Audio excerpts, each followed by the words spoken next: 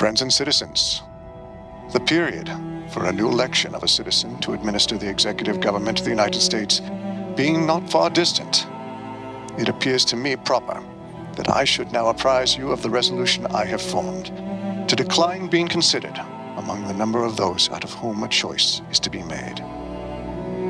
With these words, George Washington announced to the nation that his time as president was coming to an end.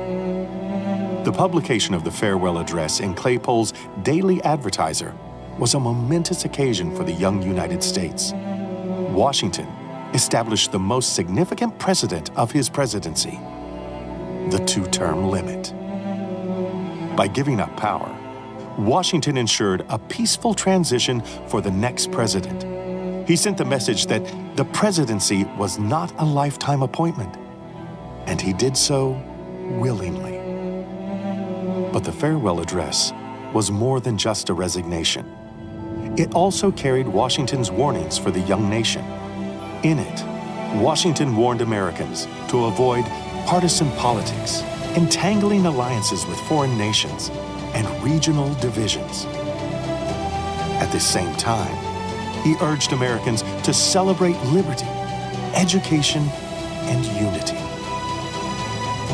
The farewell address has long stood as a testament to Washington's leadership, but it also answered the vital, unsolved questions that had tested the young nation. How long was a president supposed to serve? How many terms in office would be the limit? And how would power transition from one president to the next? This is Inventing the Presidency, Episode 8, The Farewell Address.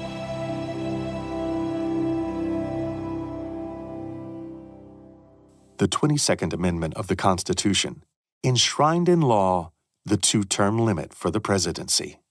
No one person would be able to serve as president for more than 2 terms. To date, Franklin Roosevelt is the only president to have ever served more than 2 terms. But the 22nd Amendment wasn't ratified until 1951. In 1796, there were no term limits. Despite the contentious debate about the subject during the Constitutional Convention, the Constitution gave no guidance on the matter. Washington, however, knew it was time. He had wanted to leave office as early as 1792. James Madison had already begun drafting the speech that would eventually become the farewell address. But Washington had been convinced to stay by Elizabeth Powell and other friends. In 1792, the United States was in the midst of several crises, including the Whiskey Rebellion, the Northwest War, and the French Revolution. Washington knew that stepping aside would be risky.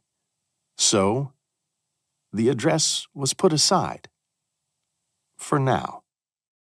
At the end of his second term, however, Washington had many good reasons to resign. First, he was getting older. In 1796, he was 64 years old. Washington worried about the precedent it would set if he died in office. Men in his family typically did not live long lives, and Washington had already outlived both his father and older brothers. If he died in office, some might see the presidency as a lifetime appointment. Second, he understood the need to demonstrate a peaceful transition of power. Historically, the transition of power from one sovereign or ruler to the next has been among the most vulnerable times for a nation. Proving that power could be smoothly transferred from one president to the next would be an important precedent. Third, he was tired. For the last 7 years, Washington had faced a series of successive crises. The stress from the Whiskey Rebellion, Genet Affair, and Jay Treaty had affected his health. The pressures of office had worn at him, and he was eager for a peaceful retirement. Washington yearned to return to Mount Vernon. He had spent 8 years away, returning only for short trips. In his absence, parts of the plantation had fallen into disrepair, and he wanted to spend his retirement returning it to its former glory. So, he made his decision. The original draft, written by James Madison in 1792, was turned over to Alexander Hamilton. Hamilton largely rewrote the address, keeping only a few paragraphs from the original. But Washington was closely involved in the writing process. The two men exchanged draft after draft, back and forth, with Washington suggesting new additions, revisions, and changes throughout the process. Historians generally agree that Washington gave shape to the address's main ideas and structure, while Hamilton focused on the rhetorical flourishes. His granddaughter, Eleanor Parke Custis, or Nellie, recalled watching him work. I did see the President Washington repeatedly in the act of writing the farewell address in the daytime and also at night. I always passed the door of his office on my way to my grandmother's chamber at the head of the sleep stairs, which landed close to his door. That door was generally open, and I have been sent to his room with messages, and at night have passed the door and seen him writing as I passed to ascend the stairs with Grandmama.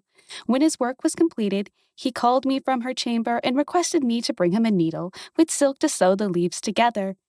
The address was in his hand when I gave him the needle, and I saw him sew them in the form of a book. The only circumstance I could not take an oath on is the color of the silk. Washington wanted to ensure that the message of the address was clear and free from misunderstanding. But he also had concerns about the length. You see, Washington would not be delivering this address to the nation like a traditional speech. No one was more surprised to hear this than David Claypool. Claypool published a newspaper called Claypool's American Daily Advertiser. On September 16, 1797, Claypool was surprised with an invitation to visit Washington in his presidential mansion. There, Washington informed Claypool of his intention to publish his farewell address in the newspapers. Claypool's newspaper, to be precise. The newspapers are the way to speak to the nation in 1796. It is how Washington can get to everybody's eyeballs or ears. Here is Joseph Edelman, professor of history at Framingham State University. In the colonial era, if a government official, the king or the governor, wanted to tell something to the people in the broadest sense, they would write something up and it might be posted somewhere, but as often as not, it would be proclaimed. It's a proclamation because it's proclaimed. It's spoken from someone, either the person himself or his representative in Boston, right? The governor would read the proclamation of the king. That's not what we're going to have in the United States. He doesn't send it to the governors to have them proclaim it. He doesn't send it to ministers, which is what Massachusetts did with the Declaration of Independence. They sent it to each town's minister to read the Declaration. He wants the eyeballs, and the way to do that is to print it in the American Daily Advertiser in Philadelphia, and it spreads. The newspapers are the information network of the nation. So it's really a way to establish that as a way of communicating with the public directly rather than through a ventriloquized speech. On September 19, 1796, just 3 days after Washington met with Claypool, Claypool's American Daily Advertiser published the full address. The address began with Washington's justification for stepping away from the presidency. The impression with which I first undertook the arduous trust were explained on the proper occasion. In the discharge of this trust, I will only say that I have, with good intentions, contributed towards the organization and administration of the government the best exertions of which a very fallible judgment was capable. Not unconscious, in the outset, of the inferiority of my qualifications, experience in my own eyes, and perhaps still more in the eyes of others, has strengthened the motives to diffidence of myself, and every day the increasing weight of years admonishes me more and more that the shade of retirement is as necessary to me as it will be welcome. Washington then made a call for unity within the Union. In particular, he urged citizens to consider themselves Americans first, before regional or local identities. In contemplating the causes which may disturb our Union, it occurs as matter of serious concern that any ground should have been furnished for characterizing parties by geographical discriminations, northern and southern, Atlantic and western, whence designing men may endeavor to excite a belief that there is a real difference of local interest and views. One of the expedients of party to acquire influence within particular districts is to misrepresent the opinions and aims of other districts. You cannot shield yourselves too much against the jealousies and heartburnings which spring from these misrepresentations. They tend to render alien to each other those who ought to be bound together by fraternal affection. One of the most famous sections of the farewell address is Washington's warning against party politics. They are likely, in the course of time and things, to become potent engines by which cunning, ambitious, and unprincipled men will be enabled to subvert the power of the people and to usurp for themselves the reins of government, destroying afterwards the very engines which have lifted them to unjust dominion.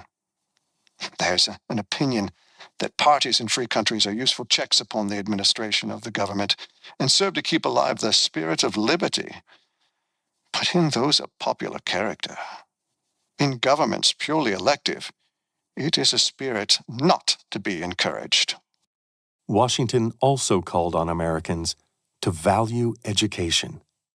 His letters to Alexander Hamilton while writing the farewell address demonstrate that Washington still valued the idea of a national university, and he had asked Hamilton to add a special paragraph on supporting education in the United States. Promote, then, as an object of primary importance, institutions for the general diffusion of knowledge. In proportion as the structure of a government gives force to public opinion, it is essential that public opinion should be enlightened. And he wanted to protect the neutrality that had defined the foreign policy of his terms. Washington asked the nation to avoid costly and dangerous foreign entanglements, such as wars, permanent alliances, and exclusive trade arrangements. Observe good faith and justice towards all nations. Cultivate peace and harmony with all. Excessive partiality for one foreign nation and excessive dislike of another cause those whom they actuate to see danger only on one side and serve to veil and even second the arts of influence on the other. These warnings did not just reflect Washington's foresight. They were reactions to the world he saw around him. During his 8 years in office, Washington had weathered rebellions, foreign threats, devastating military defeats, and the emergence of two opposing factions, the Federalists and the Democratic Republicans. He had built a federal workforce from scratch and established the foundation of the modern American military, including the professionalization of the Army and the official formation of a permanent standing Navy. His administration was embattled by strident newspaper criticism, cabinet infighting, looming threats from Britain, and the meddling interference of one very determined Frenchman. And just like Washington's other decisions, the farewell address had its critics. William Duane, who had succeeded Benjamin Franklin Bache at the Aurora, wrote, "You have discharged the loathings of a sick mind. You have collected the aggravating recollections of wounded pride and warmed to the inveteracy of hatred. Discharge the whole burthen of your blazing spirit at the object of your personal dislike under the form of advice to your beloved country." But despite the somewhat predictable backlash from the Aurora, the reactions to the farewell address were generally warm, if bittersweet. The press generally praised Washington for his address, recognizing both the momentous nature of his exit as well as the wisdom of the warnings contained within.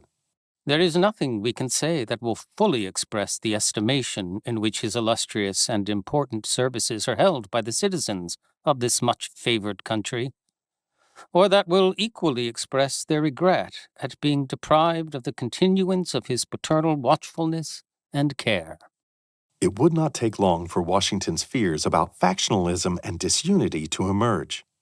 The address was published just 10 weeks before the electoral vote for the next president, and now the frontrunner had stepped away. While Washington had been elected unanimously before, there would be no consensus in the election of 1796. Here is Sarah Giorgini, series editor for the papers of John Adams at the Massachusetts Historical Society. So Washington's farewell address, when it goes wide, everything kind of kicks off. But at the same time, we do have campaigning here. It just doesn't come under the official letterhead of John Adams' office. It is done on the sly. It is done through various camps of Adams and Thomas Jefferson. And certainly Hamilton is a prime wielder of power in this chase. There's all kinds of slander in the press. It's not going to be quite as colorful as what happens in the election of 1800, but at the same time, it is kind of a prequel. So we see a couple of things. We see some questionable creation of ballots. We see some pamphleteering that has all kinds of really character assassinations for and against Adams and Washington in different ways. We see a lot of proxy battles in the press. We see some little social divisions that happen. Adams and Jefferson try to stay out of it as much as they can. So there's a lot of scrambling this time around with the election. There's a lot more regional division. There's a lot of people who have been thinking about things like the shipping depredations, about the domestic insurgencies, about taxation in new ways during the Washington years. And they kind of held their fire while Washington was president. And now they have some things they want addressed. They now expect a president to address grievances and wrongs and to push the government forward in ways that they didn't expect from Washington. The election of 1796 was a close one, but Adams would emerge as the second president of the United States. Adams had served 8 years as Washington's vice president, but now it was time to take the main role. How would Adams build upon Washington's legacy? I think Washington thought about the good of the country. And certainly in Adams, he saw the qualifications, although they differed from his own, that were needed to lead it in the next stage. You know, Washington is much older. He is a veteran. He is someone who has seen a great deal more of war physically, emotionally, in every way than Adams has. Adams has seen the world. He has dealt with kings and queens and public intellectuals all over Europe. He has argued for money and for goods and for arms. They come from very different sets of experience. And I think Washington understood probably that that wasn't a bad thing. He didn't want to have a Washington Part 2 come in and necessarily take on the role. And I think that's extraordinary. He didn't say, I'm going to put someone forward. I'm not going to say Hamilton, but didn't want to put someone forward who is a copycat.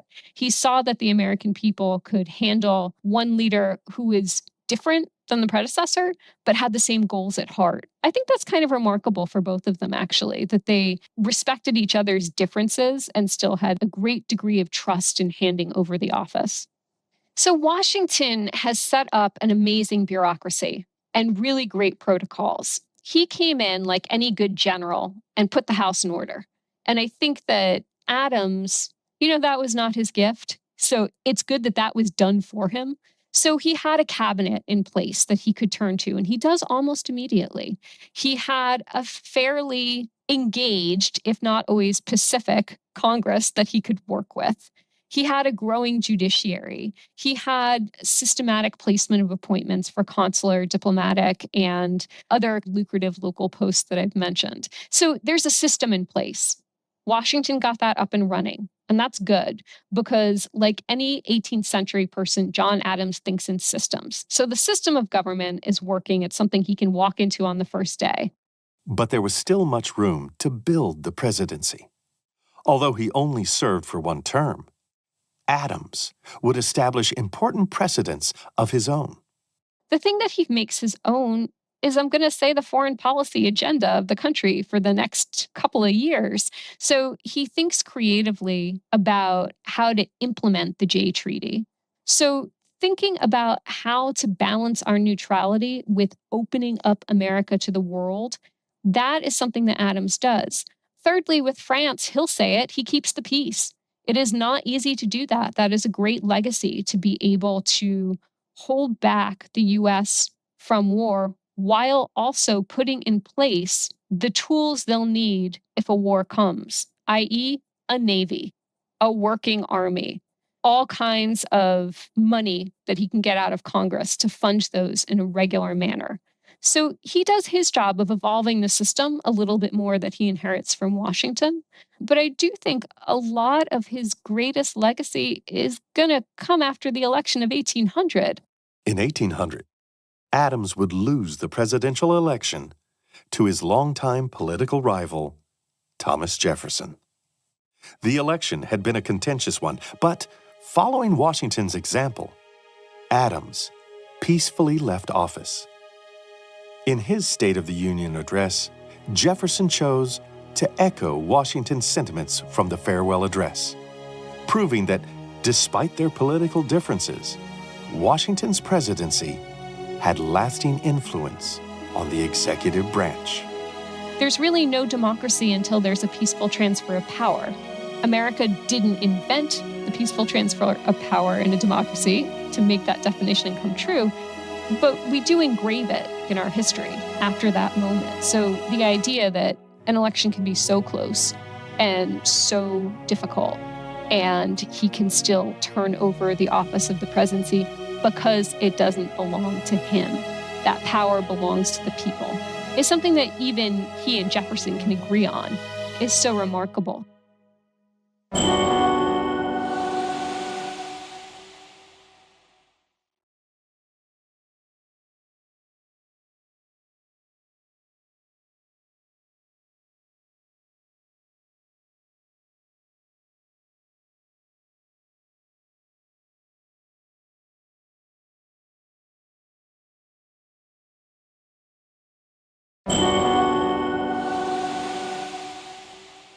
So Washington's most important legacy as president is the notion that a president could hold office, could be invested with significant and powerful public institutions, but that president would nonetheless respect the constitutional powers of the other branches of government and would then surrender power.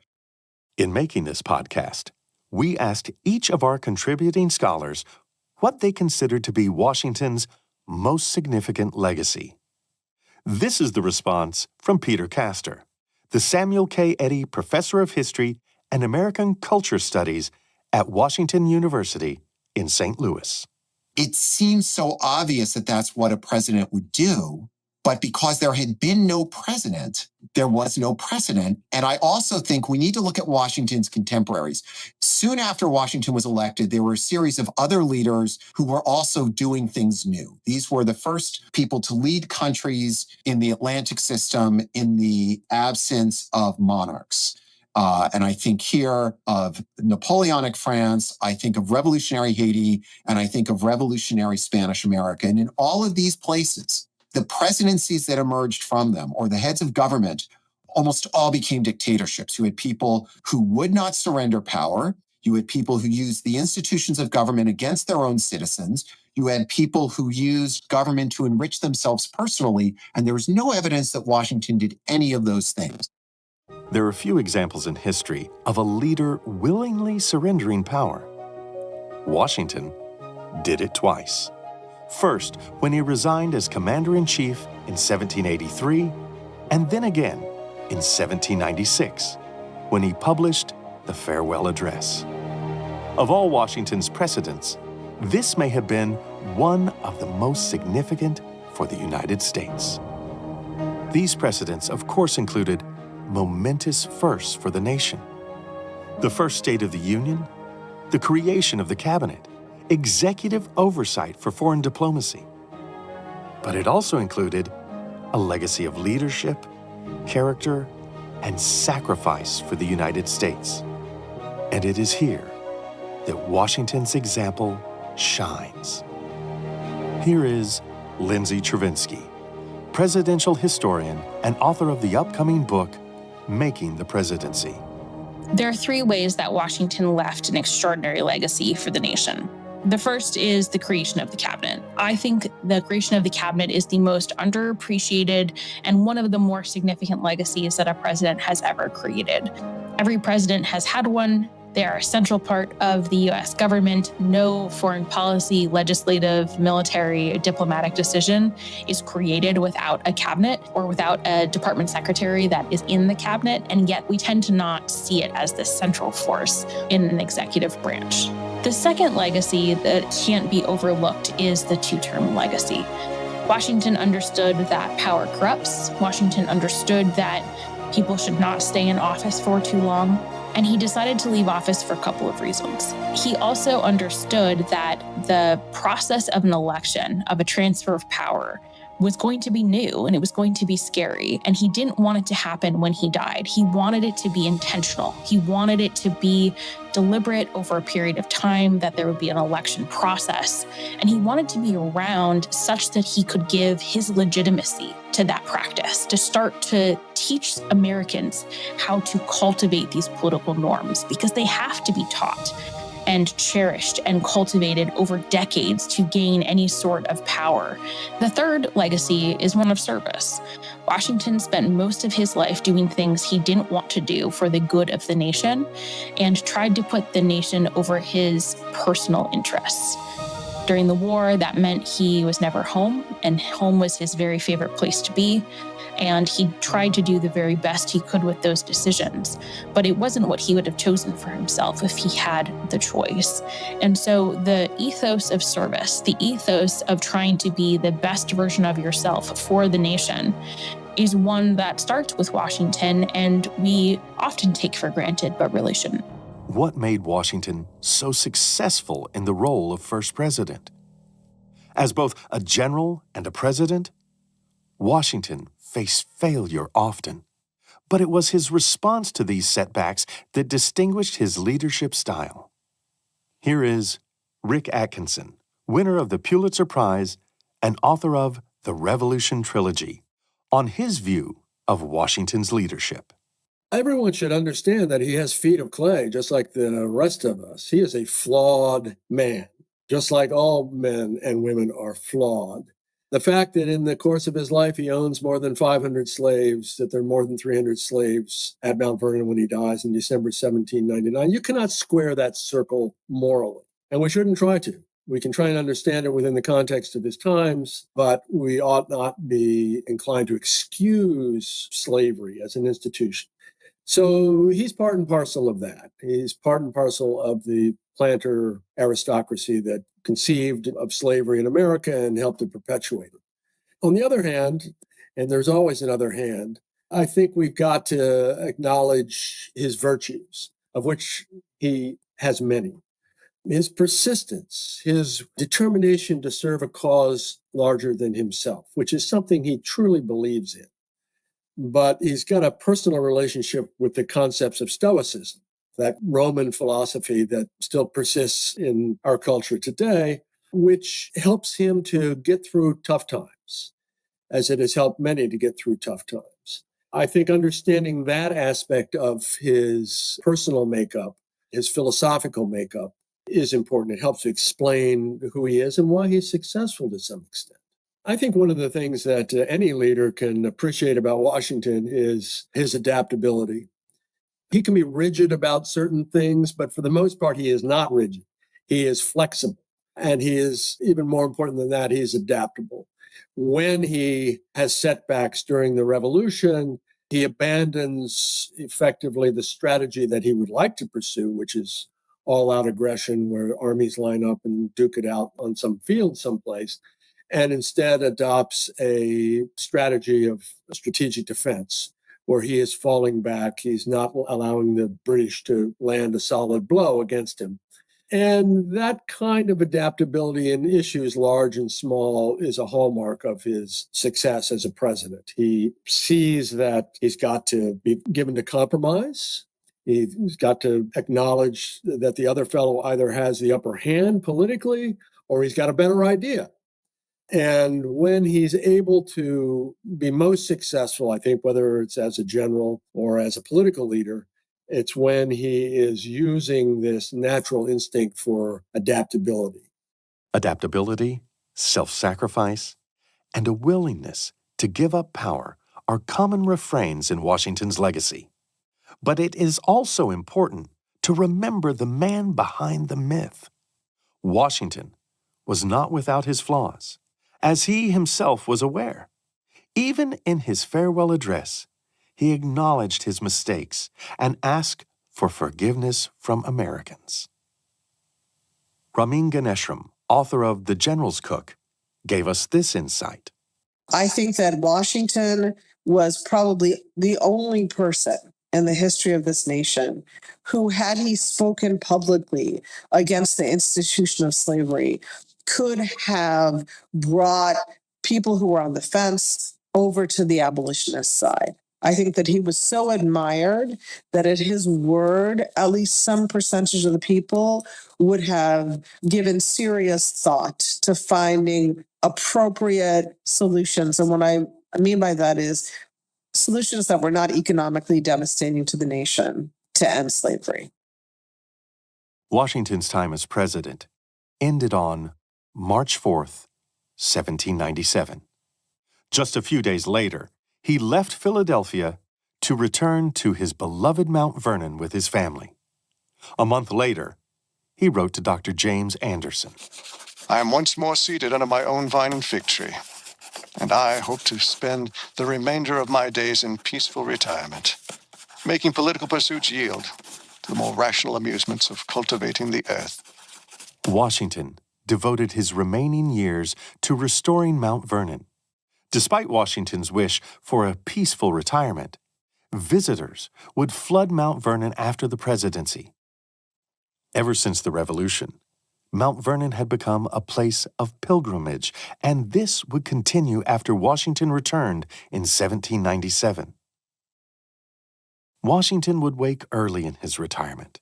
He would dress in his study and take breakfast at 7 a.m. before riding out to supervise the plantation's activities for the day. Over the years, his family grew. He watched his beloved Nellie Custis marry his nephew Lawrence Lewis. Their first child was born at Mount Vernon. Then, on a cold December day in 1799, Washington went out for a ride in a blitz of snow, rain, and hail. A day later, he would ride out again in the midst of heavy snow despite complaining of a sore throat.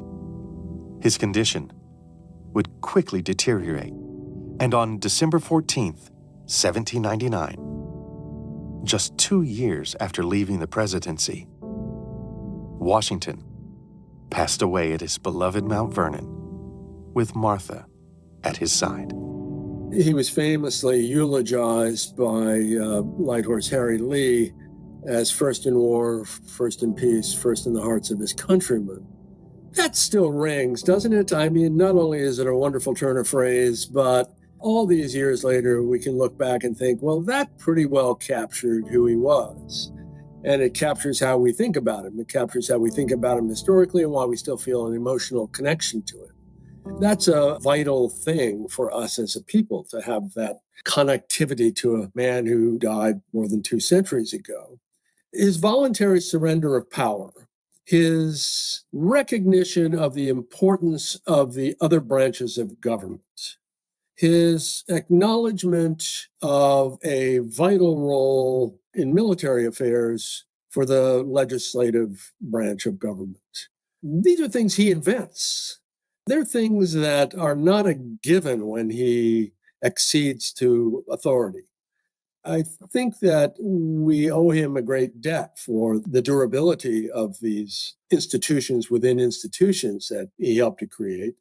An acknowledgement that as the father of our country, it's a cliche, there's a lot to be said for him as a progenitor of ideas, a progenitor of institutions, a progenitor of standards, all of these things that have helped to make the Republic endure as long as it has.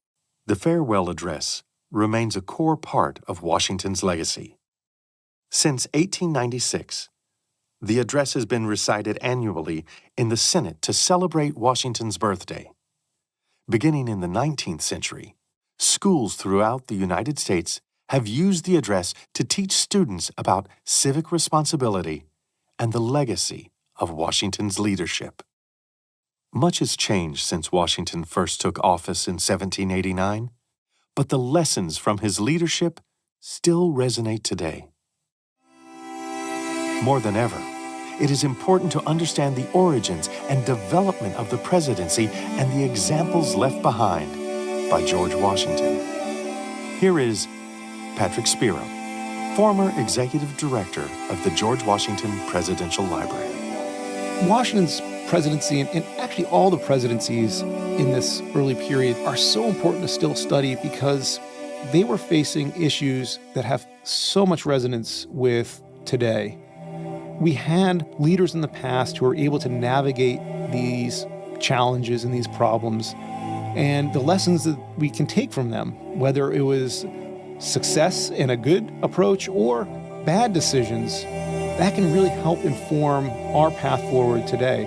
When we talk about debt, when we talk about the role of the federal government, when we talk about diplomatic crises, all of these things were things that Washington faced, and they were very similar to issues that we have today. Now, it's not to say that what Washington did is exactly what we should do today or not, but studying them helps you think through the issues today with, I think, an important lens. The past isn't a guide to the future, but the more knowledge you have about the past, the better informed you are about making decisions that will shape the future.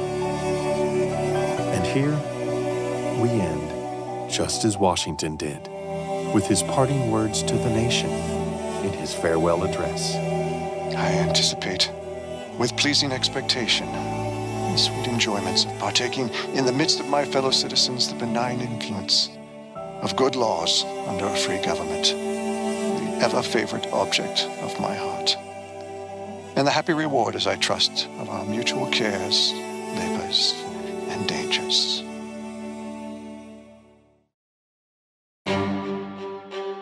Inventing the Presidency is a production of the Mount Vernon Ladies Association and CD Squared Productions. This episode was written and directed by Dr. Ann Fertig. Audio production was done by Kurt Dahl of CD Squared Productions. Production assistant was Jacob Cameron.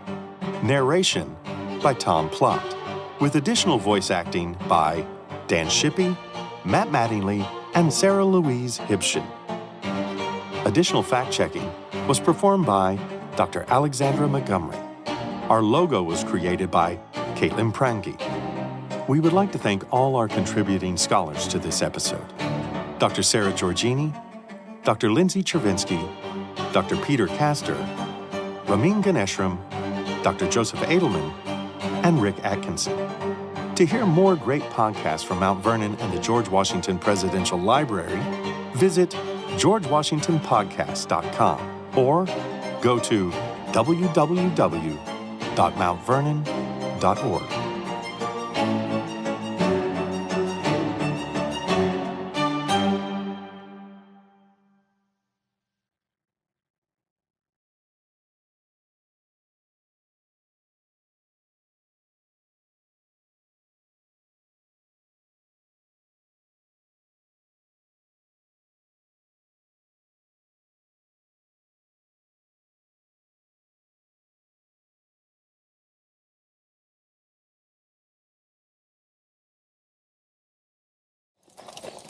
In November 1845, Thomas Adams traveled the winding rural roads